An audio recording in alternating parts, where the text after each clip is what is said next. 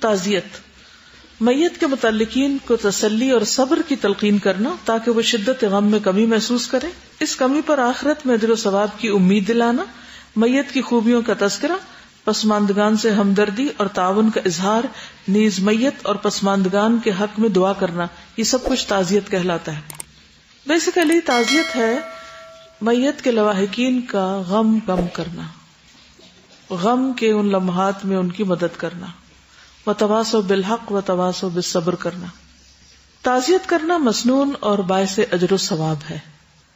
نبی کریم صلی اللہ علیہ وسلم نے فرمایا، جو شخص کسی مومن بھائی کی مصیبت پر اس کی تعزیت کرتا ہے تو اللہ تعالیٰ اس کے بدلے میں اسے قیامت کے دن عزت و کرامت کا لباس پہنائیں گے۔ جب سب لوگ ننگے اٹھائے جائیں گے تو پھر اس کے بعد ان کو لباس پہنایا جائے گا، تو جو لوگ کسی غم زدہ کا غم ہلکا کریں اس وقت ان کے کام آئے تو ان کے لیے اجر ہے۔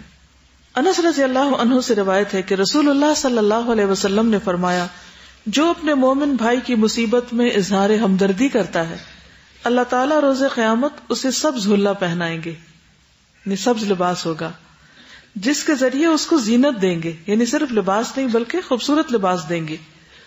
پوچھا گیا، اے اللہ کے رسول صلی اللہ علیہ وسلم کیسی زینت؟ آپ نے فرمایا، قیامت کے دن اس پر رشک کیا جائے گا، یعنی اس لباس کو دیکھ کر دوسرے لوگ رشک کریں گے، یعنی عمدہ لباس ہوگا، یا اس کا مقام اور درجہ ایسا ہوگا کہ لوگ دیکھ کے سوچیں گے کہ کتنا لکی ہے یہ شخص۔ یہ رشک کس وجہ سے ہوگا؟ کس کے لیے ہوگا؟ جو دنیا میں کسی کے وفات یا غم کے موقع پر اس کی تعزیت کرے، اس کی حوصلہ افزائی کرے، اس کا غم دور کرے۔ اچھا، غم دور کرنے کا طریقہ یہ نہیں کہ ہم کہیں بہت افسوس ہے یا چند ایک رسمی الفاظ انسان بول دے، بلکہ حسب موقع، جیسے جیسی ضرورت ہو اس کے مطابق، چاہے زبان سے چاہے کسی اور طریقے سے۔ مقصد کیا ہے؟ غم دور کرنا، غم بھلوانا، دوسرے کا غم ہلکا کرنا۔ تو یہ اسلامی شعار میں سے ہے۔ رسول اللہ صلی اللہ علیہ وسلم نے فرمایا، جو مسلمان کسی مسلمان کے دنیا کے کرب کو دور کرتا ہے اللہ تعالیٰ قیامت کے کرب میں اس کا کرب دور کر دیں گے، یعنی قیامت کے دن اس کی تکلیف دور فرما دیں گے۔ اور جو مسلمان کسی تنگ دست پر دنیا میں آسانی کرے گا تو اللہ تعالیٰ دنیا اور آخرت میں اس پر آسانی فرمائیں گے۔ جو کسی مسلمان کی پردہ پوشی کرے گا اللہ تعالیٰ اس کی دونوں جہانوں میں پردہ پوشی فرمائیں گے۔ اور اللہ تعالیٰ اپنے بندے کی اعانت یعنی مدد میں لگے رہتے ہیں جب تک بندہ اپنے بھائی کی مدد اور خدمت میں لگا رہتا ہے۔ تو آپ اس جذبے کے ساتھ خدمت اور مدد اور غم ہلکا کرنے کے خیال سے دوسرے کی تعزیت کریں گے۔ اب اس موقع پہ کیا کرنا چاہیے؟ ہمارا دین کیا سکھاتا ہے؟ سب سے پہلی بات یہ کہ کیا کہا جائے، پھر یہ کہ کیا کیا جائے، یہ دونوں چیزیں، کیونکہ صرف کہنا ہی نہیں کافی، کچھ کرنا بھی ضروری ہوتا ہے۔ کیا کہیں کیا کریں، اس کے لیے آپ کو پہلے اپنے آپ کو تیار کرنا ہوگا، ایک پلان کرنا ہوگا، کس وقت کیا کرنا ہے مجھے اور کیا کہنا ہے۔ تو اس میں پہلے ذہنی طور پر اپنے آپ کو تیار کریں۔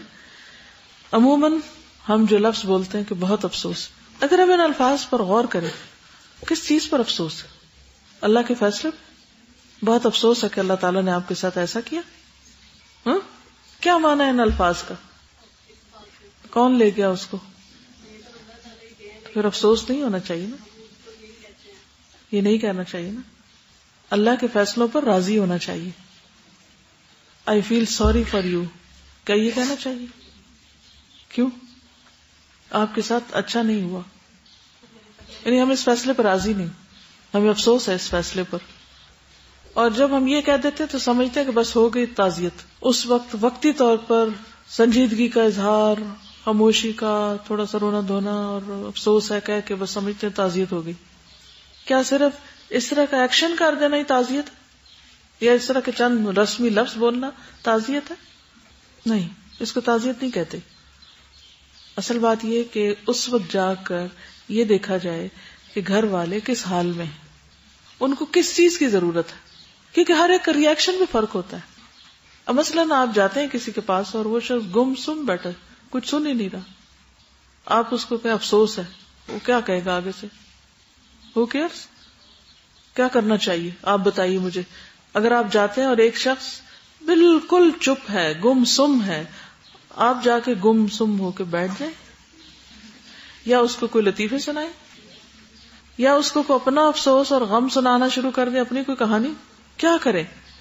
سچویشن نمبر 1، جس کے پاس آپ گئے غم زدہ شخص بالکل خاموش ہے، بات ہی نہیں کر رہا، آپ کیا کریں گے؟ بولے جائیں بس، تاکہ انہیں تسلی ہو جائے. جی عام طور پہ لوگ کہتے ہیں کہ اس کو رلائیں، سکتے میں ہے یہ، رلائیں اس کو. اچھا رلانے کے لیے کیا کرتے ہیں؟ اس کو اور ادھر ادھر کی کہانیاں سناتے ہیں، یا کانسٹنٹلی کہتے جاتے ہیں رو رو. پھر کیا ہوا؟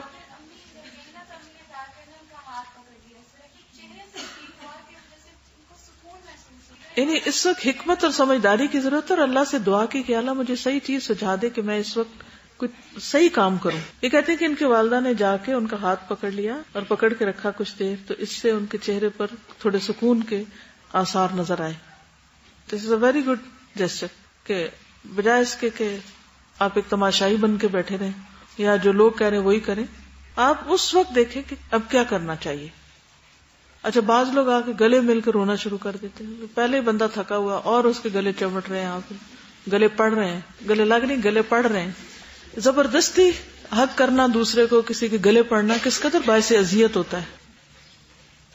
اب آپ سوچیں کہ گلے مل کے 5 منٹ بھی رونا شروع کر دے کوئی، ایک تو سانس ہی نہیں آتا، وہ ایک مخصوص طریقہ ہوتا ہے نا، ساتھ کچھ بولنا بھی ہوتا ہے، رونا بھی ضروری ہوتا ہے پھر، اور تھکا دیتے ہیں دوسرے کو.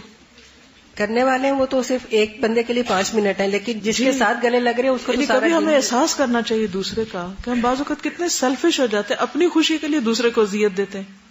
آپ کے لیے تو 5 منٹ ہیں اور آپ فارغ ہو کے آگے گھر اپنے کام کاج میں ہنسنا کھیلنا بولنا شروع کیا. وہ جو مسکین وہاں بیٹھا ہے اس کا تو سارا دن اسی طرح گزر رہا ہے، اس کی جوتی میں پاؤں رکھ کے دیکھے نا کہاں سے کاٹتی ہے. اللہ ہم سب کو حکمت عطا کرے کہ ہم دوسرے کی تکلیف کو سمجھ سکیں، نہ کہ صرف اپنی ذات کے گرد گھومیں. ہم میں سے اکثریت یہی غلطی کرتی کہ ہر موقع پر ان کو اپنا بہت یاد رہتا ہے، مجھے کیا ہو رہا ہے، میں کیا سوچ رہی ہوں، مجھ سے کیا کہا گیا، میں نے کیا کہا، میں یہ میں وہ، میں یہ چاہتی ہوں، میری خوشی اسی میں ہے، میرا غم اس میں ہے، بس میں ہی میں ہوں. جب تک یہ خول نہیں نہ توڑیں گے میں کا. یعنی اصل حکمت کیا ہے کہ یہ دیکھیں کہ اس وقت دوسرا کس کیفیت میں، اس کے مطابق معاملہ کریں. تو کیا ایسی اذیت اس میں آتی ہے کہ جو کسی مسلمان کا کرب دور کرے گا اللہ اس کے کرب کو دور کرے گا قیامت کے دن؟ یہ اس میں آتا ہے؟ یہ ٹوٹلی اپوزٹ ہے. آپ اس کے کرب میں اضافہ کر رہے ہیں چمٹ چمٹ کے اس کو. ایگزیکٹلی بازو کا ساری رات سے میت پڑی ہوئی ہے، کئی قسم کے کام ہیں، کئی ذمہ داریاں ہیں، آپ کو نہیں پتا ان پہ کیا بیتی. یعنی ایک تو جانے والا تو چلا گیا، لیکن اس کے پیچھے جو کام چھٹ جاتے ہیں، بازو کو کچھ پتا نہیں قرضے کتنے ہیں، اس کے امانتیں کیا ہیں، وہ اچانک ہی چلا گیا، کوئی تیاری نہیں کی اس نے مرنے کی.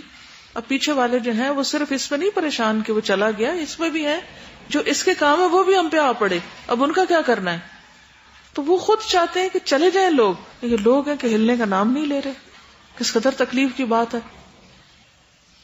بعض اوقات آ کر وہی کہانیاں بار بار اگلواتے ہیں، کیسے فوت ہوا، اور وہ بھی شروع سے شروع کر لیتے ہیں. میرے خیال میں ایک دفعہ ریکارڈنگ کرا کے رکھ لینی چاہیے، اور جو بولے تو اس کو بٹن آن کر دیں، شروع سے آخر تک قصہ ان کو سنا دیں تاکہ ان کی تسلی ہو جائے. یعنی بجائے اس کے کہ آپ دوسرے کو تسلی دیں، آپ اپنی تسلی کرنے جاتے ہیں. اپنی کوئی جو کوزیٹو نیچر ہے کہ ہمیں سب پتہ چل جائے، کہ خاموش بیٹھ جائیں، اگر کوئی ذکر کرے گا تو پتہ چل جائے گا ابھی تھوڑی دیر میں کہ کیا ہوا. ورنہ اٹس ناٹ امپورٹنٹ کہ کیا ہوا، اٹس امپورٹنٹ کہ اب کیا ہونا چاہیے. میں اپنا تجربات کی بنا پہ جو میں کرتی رہی ہوں اور الحمدللہ فل بھی ہوئے کہ اس وقت اگر مختصر سے انداز میں ایک حقیقت پہ مبنی بات اس سے کی جائے، کیونکہ اس وقت اس بندے کی اٹیچمنٹ صرف اس ہستی کے ساتھ جو چلی جاتی ہے اس کے ساتھ ہوتی ہے، اور اگر ہم اس کو ریالٹی بیسڈ بات ایک بتاتے ہیں کہ جو چلا گیا ہے وہ چلا گیا ہے، اب اس کے بعد آپ کی طرف سے جو آپ کے اعمال ہیں جو صدقہ جاری ہے اس کو تحفوں کی صورت میں وہاں پہ پہنچ سکتے ہیں، وہ اس کو فائدہ دیں گے. اور اس قسم کی بات جب آپ پوری سچائی سے ان کے ساتھ کہتے ہیں تو آپ کی زبان میں اللہ کی طرف سے ایسی تاثیر ہوتی ہے کہ میں نے خود ان کے چہرے روتے ہوئے چہروں پہ اطمینان بھری مسکراہٹ دیکھی ہے.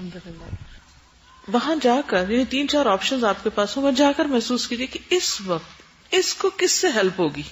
تعزیت کا مطلب ہے اس کا غم دور کرنا، یعنی میں کیا ایکشن کروں کہ اس کے کندھوں سے بوجھ اتر جائے.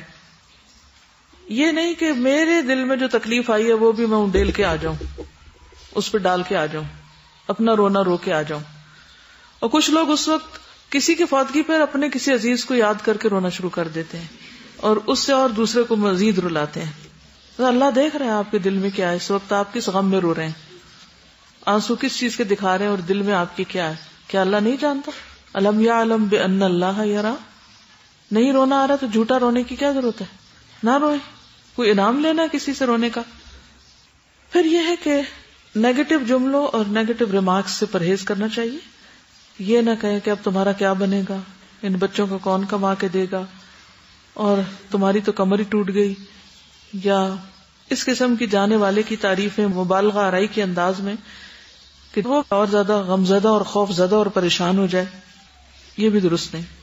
چند ایک آیات آپ کو یاد ہونی چاہیے، حسب موقع آپ انہیں کوٹ کر سکتے ہیں. مثلا کل من علیہا فان، سب نہیں جانا، انا للہ و انا الیہ راجعون. اللہ تعالیٰ اس کی بخشش فرمائے، اللہ اس کے درجے بلند فرمائے. اس طرح کی چند دعائیں آپ دے دیں اس وقت، تو اس سے یہ ہے کہ لوائقین کو یاد آ جائے گا کہ ہاں اس موقع پر مجھے یہ بات سوچنی چاہیے کہ سب نہیں جانا ہے.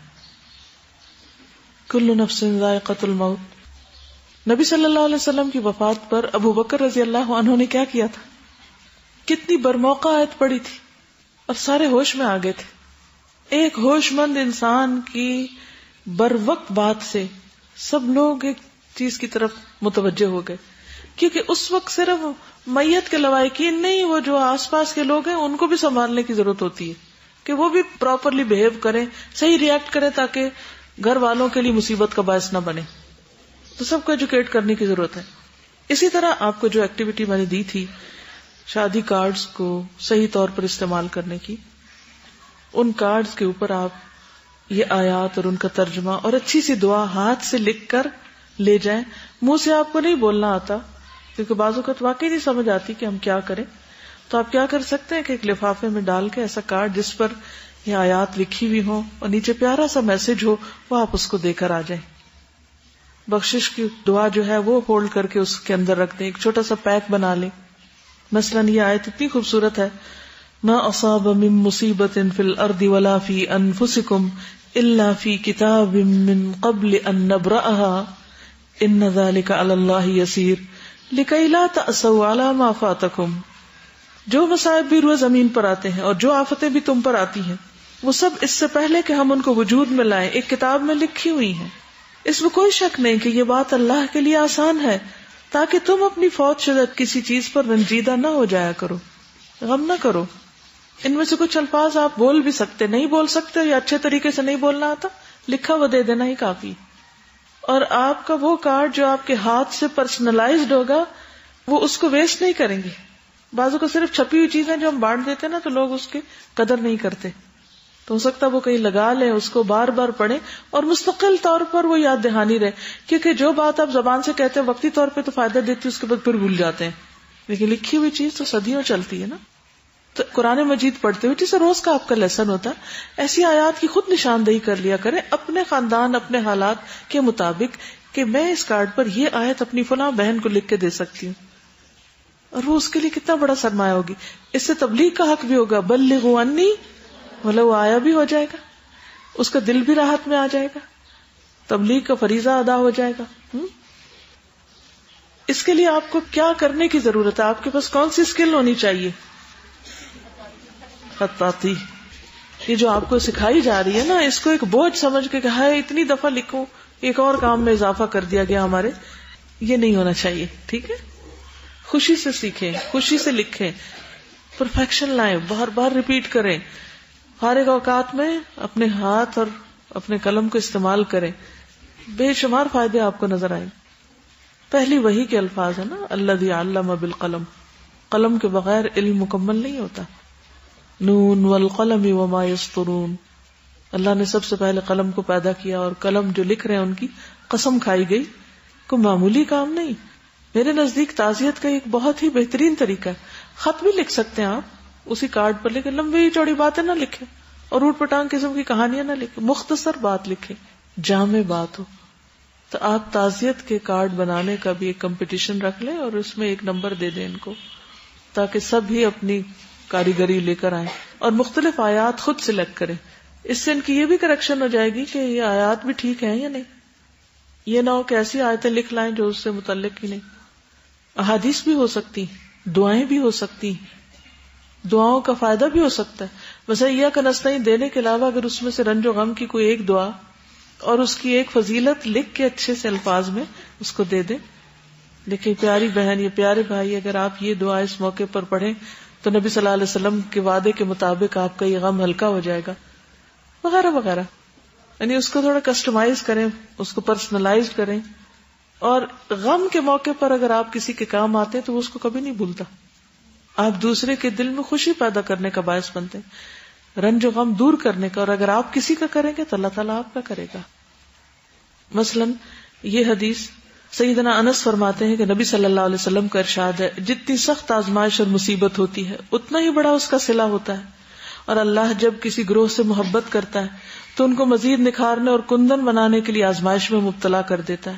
بس جو لوگ اللہ کی رضا پر راضی ہیں اللہ بھی ان سے راضی ہوتا ہے، اور جو اس آزمائش میں اللہ سے ناراض ہوں اللہ بھی ان سے ناراض ہو جاتا ہے. تو آخر میں آپ ایک جملہ لکھ سکتے ہیں کہ ہمیں وہ کام کرنا ہے جو اللہ کو راضی کر دے، اور اس سے بچنا ہے جس سے اللہ ناراض ہو، کیونکہ وہ ہمارا رب ہے اور اسی کی طرف ہم سب نے بھی واپس جانا ہے. مثلا ایک جملہ سیدنا اسامہ سے روایت ہے کہ نبی صلی اللہ علیہ وسلم کی ایک صاحبزادی نے پیغام بھیجا کہ ان کا بچہ حالت نزع میں ہے، آپ تشریف لائیے. آپ نے واپسی کے پیغام میں سلام بھیج کر فرمایا، ان للہ ما اخذ ولہ ما اعطى وکل عندہ باجل مسمى فلتصبر ولتحتسب. اللہ تعالیٰ جو بھی لیتا ہے یا دیتا ہے وہ اسی کا ہے. کتنی خوبصورت بات ہے. اس وقت یہ یاد دہانی ضروری ہے. اور ہر چیز کا ایک وقت مقرر ہے، لہذا صبر کرو اور اجر کی طلبگار رہو. کتنا جامع میسج ہے. ایک حدیث، اور حدیث میں جو اصل الفاظ ہیں وہ موٹے سے لکھے ہوئے، تھوڑا سا آرٹ. اور اگر آپ کو کمپیوٹر سکلز آتی ہیں تو آپ کمپیوٹر پہ بھی ایسے کارڈز بنا سکتے ہیں. بے شمار چیزیں بن سکتی ہیں. دنیا کے فائدوں کے لیے تو لوگوں کا دماغ بہت چلتا ہے، لیکن آخرت کا فائدہ جس میں ہماری بھی اور دوسروں کی بھی، اس کے لیے ہمارا ٹیلنٹ بجھ جاتا ہے، کہیں جا کے ختم ہو جاتا ہے، کریٹیوٹی ختم ہو جاتی. صرف نقالی سے کام لیتے، اچھا کسی نے کیا کہا، کہاں کیا لکھا ہوا، کون نے نہیں. خود اپنا بھی عقل استعمال کریں. قرآن مجید کو اکثر اس طرح پڑھا کرے کہ صفحوں پہ صفحے دیکھتے جائیں ایک سکم کر کے. عربی میں ڈائریکٹ سمجھنے کا سب سے بڑا فائدہ تو یہی ہے. جسے امام شافعی نے 300 بار قرآن مجید پڑھا تھا ایک مسئلے کے حل کے لیے، اور آخری بار ان کو جواب مل گیا قرآن مجید کی ایک آیت سے جو اجماع سے متعلق ہے. تو کنٹینیوسلی اس کی ورک گردانی کرتے رہا کریں، مختلف چیزیں تلاش کرنے کے لیے. صرف سرچ پہ نہیں ڈالا کریں، بعض اوقات ایکٹیو سرچ بھی کیا کریں. اور اسی طرح احادیث کی کتابیں وغیرہ اس سے مل جائیں گی، وہ لکھ کر آپ دوسرے کو دے دیں. اور کچھ نہیں تو آپ فریم کر کے آپ دے سکتے ہیں. یعنی بعض اوقات آپ چاہتے ہیں کہ دیر تک اس کے سامنے وہ آیت لگی رہے، یا وہ حدیث لگی رہے، یا وہ دعا لگی رہے، حتیٰ کہ وہ اس کو یاد ہو جائے، تو اس کو تھوڑے خوبصورت انداز میں بھی لے جا سکتے ہیں. بنا کے سیل کر کے صدقہ بھی کر سکتے ہیں، تاکہ وہ لوگ جو خود نہیں کر سکتے، ایسی چیزیں نہیں لکھتے یا انہیں پتہ ہی نہیں ہے، وہ ان سے فائدہ اٹھا سکے. پھر اسی طرح ایک اور حدیث ہے اور ایک اور کہنا چاہیے کہ دعا ہے، اعظم اللہ اجرک واحسن عزاءک وغفر لمیتک. اللہ تمہیں اجر عظیم عطا کرے، بہت اچھی طرح تسلی عطا فرمائے اور تمہاری میت کو بخش دے. اللہ تمہیں تسلی دے. تو آپ تعزیت پیکج بنا سکتے ہیں، ٹھیک ہے. اس سے دعاؤں کے کارڈز ہو سکتے ہیں، کوئی کتابچہ ہو سکتا ہے جس سے آخری سفر کی تیاری، کوئی اچھی کیسٹ، CD، کتاب، یا کوئی کارڈ بنا کے اس میں لکھ سکتے ہیں کہ آپ یہ لیکچر سنیے، آپ کو فائدہ ہوگا. تو یہ ایک تبلیغ دین کا بہترین اور مؤثر ذریعہ ہے اور وقت ہے. پھر اسی طرح اگر آپ تعزیت کے لیے جائیں تو میت کی خوبیوں کا ذکر کریں، اور اگر اس کا کوئی احسان ہے آپ پر تو اس کا ذکر کریں. کیوں؟ وائی؟ تاکہ آپ کی گواہی میت کے حق میں لکھی جائے اور اس کی بخشش ہو جائے. اس کا آپ کو کیا فائدہ ہوگا؟ اس نے تو آپ کے ساتھ بہت سی زیادتیاں بھی کی ہوئی تھی، تو پھر میں یہ کیوں کروں؟ میں کیوں نہ اس کو بدلہ لوں اور اپنے دل کی بڑاس نکالوں؟ کل ہمارے ساتھ بھی یہی ہوگا. دیکھیے ہمارا ہر ایکشن ایک ری ایکشن رکھتا ہے نا. ہمیں دیکھ کر جو دوسرے لوگ منفی باتیں سن رہے ہیں وہ کیا سیکھ رہے ہیں. مثلا آپ دین پڑھی ہوئی ایک لڑکی ہیں، کسی محفل میں بیٹھ کر سر عام علل اعلان کسی کی منفی بات کر رہی ہیں، دوسرے لوگ آپ کے آس پاس کھڑے سن رہے ہیں آپ کو، کیا کریں گے؟ وہ کہیں گے کہ یہ جائز ہے، وہ بھی نکل کے کہیں اور کسی مجلس میں کسی کا نام لے کے برائی شروع کر دیں گے. ہم یہ نہیں سوچتے کہ اس وقت ہم جو کہہ رہے ہیں کون کون سن رہا ہے، کون ہمارے آس پاس ہے، وہ کیا تاثر لے گا، کیا امپریشن لے گا، وہ اس کو کس طرح دوبارہ ریپیٹ کرے گا جا کے. وہ ہمیں تو بس یہ ہے کہ جو ہمارے دل میں آئے بس وہ بولنا ہی بولنا ہے، ہم نے وہ صحیح ہے یا غلط ہے بس بولنا ہے. کنٹرول تو ہے ہی نہیں نا، نہ عقل ہے اتنی کہ سمجھے کہ کہاں کیا بولنا ہے اور کیا نہیں بولنا. تو حکمت کس چیز کا نام ہے؟ چیز کو اس کی جگہ پہ رکھنا، صحیح وقت میں صحیح فیصلہ کرنا، صحیح وقت میں صحیح بات کرنا، یعنی رائٹ ٹائم پر رائٹ ڈیسیژن، رائٹ ٹائم پر رائٹ اسپیچ. بعض اوقات ہم بالکل نہیں دیکھتے کہ ماحول میں اس وقت یعنی ایئر کیا کہتی ہے، ہوا میں کیا ہے، اس وقت فضا میں کیا ہے، لوگوں کی فیلنگز کیا ہیں. اس وقت ہم یہ شروع کر دیتے ہیں ہماری فیلنگز کیا ہیں، بس اپنا پتا ہے. لوگ غمزدہ بیٹھے ہوئے ہیں اور ہم کو چٹکلے سوجے ہوئے ہیں. لوگ اپنے میت کے اوپر غمزدہ اور ہم کو دنیا بھر کی سیاست کی فکر لگی ہوئی ہے. اور وہاں بیٹھ کے کچھ لوگ خبریں سنانے لگتے ہیں، فلاں جگہ یہ ہو گیا، فلاں ملک میں یہ ہو گیا، فلاں ایسا ہو گیا، فلاں پریزیڈنٹ ایسا ہے، فلاں پرائم منسٹر ایسا ہے. کئی لوگ تعزیت پہ جا کے سراسر کیا باتیں کرتے ہیں، حالات حاضرہ کے اوپر تبصرے کر رہے ہوتے ہیں جن کا وہاں کوئی جواز ہی نہیں ہے. حکمت بہت ضروری ہے ہر چیز کے لیے نا، تو یو ہیو ٹو سی کہ کہاں پہ کیا چیز کی ضرورت ہے. جس طرح مجھے جب میرے گھر میں یہ واقعہ پیش آیا تو مجھے ایسا محسوس ہوا کہ کسی نے ہمیں تسلی دی ہی نہیں. مطلب ہم جو بہن بھائی تھے like we were on our own, بلکہ ہم دوسروں کو تسلیاں دے رہے تھے اور جو اونچی بہن کرنے لگتا تھا ہم اس کو روکتے تھے. بٹ اس پروسیس میں لوگوں نے یہ سمجھا کہ ان کو ضرورت ہی نہیں ہے شاید کسی تسلی کی، because they look very composed, اور یہ ان کو تو کچھ نے تو یہ بھی سوچا ہوگا کہ شاید ان کو افسوس ہی نہیں ہوا. لیکن اس پروسیجر میں کہ we were looking composed and we were like quite, that didn't mean کہ ہمیں بھی کوئی تسلی کی ضرورت نہیں، یا کسی کو سر پہ ہاتھ ہی نہیں پھیرنا چاہیے، کسی کو گلے نہیں لگانا چاہیے. like not a single person جو آگے بڑھ کے جس نے یہ کام کیا. تو مجھے تو اصل میں دونوں طرف ایکسٹریم ہو جاتی ہے نا، یا تو یہ کہ ایک لگتا نا گلے سارے شروع ہو جاتے ہیں، اور اگر ایک نہیں لگا نا کوئی بھی نہیں لگے گا. تو پھر حکمت کس چیز کا نام ہے کہ اگر کوئی بھی آگے نہیں بڑھ رہا تو آپ آگے بڑھ کے ہاتھ پکڑ لیں، ہاتھ پھیر دیں، سر پہ پیار کر دیں، کچھ کر دیں، لیکن اتنا کہ جس سے دوسرا تکلیف میں نہ آئے بس. اور اگر سب لگ رہے ہیں تو آپ پیچھے ہی رہیں. بعض لوگ حالات حاضرہ کے علاوہ جو ان کی اپنی کوئی دلچسپیاں یا شغل ہوتے ہیں ان کا ذکر کر رہے ہوتے ہیں. بعض لوگ کھانے کو ڈسکس کرتے ہیں، بعض لوگ دوسروں کے کپڑوں پہ تبصرہ شروع کر دیتے ہیں، بعض لوگ اپنے بزنس کی باتیں شروع کر دیتے ہیں وہاں، اور بعض کوئی اور اپنی دلچسپی کا موضوع نکال لیتے ہیں. لوگ اصل میں نا تعزیت کے پوائنٹ آف ویو سے جاتے ہی نہیں ہیں، وہ اپنے سر سے ذمہ داری اتارنے جاتے ہیں، شکل دکھانے جاتے ہیں. شکل ایک، کیونکہ یہ کانسیپٹ ہی نہیں ہے کہ ہمیں کسی کا غم بانٹنا ہے، پھر اسی لیے پھر اجر بھی نہیں ہوتا. سادہ انگلینڈ کے اندر بھی نا لوگوں کے گھر اتنے بڑے نہیں ہیں تو وہ اب ہالز ہائر کرتے ہیں، ہال ہائر کریں گے اور جتنے بھی لوگ ہیں نا آس پاس کے سارے جائیں گے، کھانا انتظام ہوگا، سب ہوگا. اور جو عورت ہوگی اگر آپ اس کے گلے نہیں لگیں گے نا تو پھر سارے سمجھتے ہیں کہ یہ پراؤڈ ہے، یہ کیئر نہیں کرتی ہے کیونکہ یہ گلے لگ کے روتی نہیں ہے. تو میں کہتی ہوں مجھے سمجھ نہیں آتی کہ میں کیا کروں، میں جا کے میں پیٹوں، میں روؤں. اور بس ہمیں اس وقت یہ نہیں دیکھنا چاہیے کہ لوگ کیا کہتے ہیں، یہ دیکھنا چاہیے کہ اس وقت جس کی تعزیت کے لیے ہم آئے ہیں اس کی ضرورت کیا ہے. جس کی فوتگی وہ بھی مائنڈ کرتے نا کہ آپ روتے نہیں ہمارے ساتھ، آپ کو کوئی بات نہیں. اگر قرآن و سنت نے منع کیا ہے تو ان کے ناراض ہونے سے کوئی نقصان نہیں ہمارا. سرزا ان ساری باتوں کی اصل وجہ یہ سمجھ میں آتی ہے کہ ہماری چونکہ عام زندگی کے بھی سارے معاملات حکمت سے عاری ہوتے ہیں نا، تو اس وقت کیسے ہمارے اندر حکمت آ جائے گی جب ایک اسپیشل سچویشن ہوتی ہے. پلس یہ کہ اگر بالکل جیسے آپ نے بات کی نا کہ یعنی وہاں پہ کمزورہ لوگ بیٹھے ہیں اور آپ اپنی سیاست کی باتیں کر رہے ہیں، تو یہ بھی سمجھنے کی ضرورت ہے اس سے تعلقات میں بھی خرابی آتی ہے، کیونکہ لوگوں میں دل کے اندر نفرت پیدا ہوتی ہے کہ ان کو کوئی ہمارا احساس نہیں ہے. ایک ورڈ ہے ایمپتھی، اگر آپ ایمپتھی نہیں کر سکتے تو سمپتھی تو ضرور کریں نا، کیونکہ اپنے اوپر اس طرح سے غم نہیں محسوس کرتے، اس کا بھی خیال رکھنا چاہیے. میری فرینڈ نے، ان کی اولاد نہیں تھی، انہوں نے عیدی سے بچہ لیا، اس کو بالکل بچوں کی طرح پالا، بالکل 2 دن کا بچہ. 10 سال کا بچہ ہوا تو اس کو کینسر ہو گیا. انہوں نے سب کچھ بیچ باچ کے انگلینڈ لے جا کے اس کا علاج کرایا، لیکن وہ لا علاج تھا تو واپس آئے، اس کی ڈیتھ ہو گئی. تو جب میں اسے تعزیت کرنے گئی تو اس کی والدہ بیٹھی رو رہی تھی اور کچھ انہوں نے گلے شکوے کہ اللہ کو اس بچے کو ہی لے جانا تھا. تو اس نے کہا کہ اللہ سے کوئی شکوہ نہیں کرنا، یعنی بچے کی ماں نے کہا اللہ سے کوئی شکوہ نہیں کرنا، اور کچھ اپنی ماں کو اس طرح سی باتیں کی. پھر میں نے ان کو بیت الحمد کی حدیث سنائی تو اس نے کہا کہ اس میں بھی حمد ہے، یعنی اس کی ماں نے، بچے کی ماں نے کہا کہ اس میں بھی اللہ کی حمد ہے، کیونکہ وہاں پہ میں نے ایسے ایسے بچوں کو دیکھا، مطلب جو اس سے بھی زیادہ بیماری میں زیادہ تھے اور اس سے زیادہ تکلیف میں تھے، اللہ میرے بچے کو کم تکلیف میں لے گیا. تو یقین کریں کہ اس وقت جو میرا اس کے ساتھ بیٹھ کے ایمان بڑھ رہا نا، اور وہ میں آج تک اس ایمان کی نا اندر اپنے وہ محسوس کرتی ہوں. الحمدللہ، کیونکہ ہر صحیح عمل انسان کے ایمان میں اضافے کا ذریعہ بنتا ہے.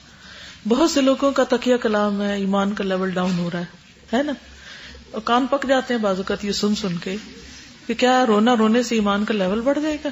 نہیں، اگر آپ واقعی سنجیدہ ہیں اپنے ایمان کا لیول بڑھانے کے لیے تو اٹھیے اور کوئی نیک عمل کیجیے. کوئی بھی نیک عمل جو اس وقت کی ضرورت ہے کرنا شروع کر دیجیے، تو آپ کی شکایت ختم ہو جائے گی کہ ڈاؤن ہو رہا ہے، یہ کیا ہو رہا ہے. یہ ہماری بدعملیاں ہیں جو لیول ڈاؤن کرتی ہیں. اس وقت استغفار کی ضرورت ہوتی ہے، نہ کہ لوگوں کو بتانے کی. ایک تعزیت کے بہت خوبصورت الفاظ جو ہے نا وہ میں نے اپنے بیٹے سے سیکھے. ایک دفعہ یحییٰ نے کسی وقت بات پہ کہا تھا کہ امی، اللہ تعالیٰ کا اتنا بڑا احسان نہیں ہے کہ اللہ تعالیٰ نے اتنے سارے سالوں کے لیے، اتنے دنوں کے لیے ہمیں اس کا ساتھ دیا. تو وہ جو الفاظ ہیں میں نے جہاں بھی استعمال کیے، لوگوں کو بہت، یعنی ایک پازیٹیو چیز کہ اللہ تعالیٰ نے اتنے سال دیا تو اتنا پیارا شخص کہ ہم اس کے ساتھ گزار سکیں. اور بالکل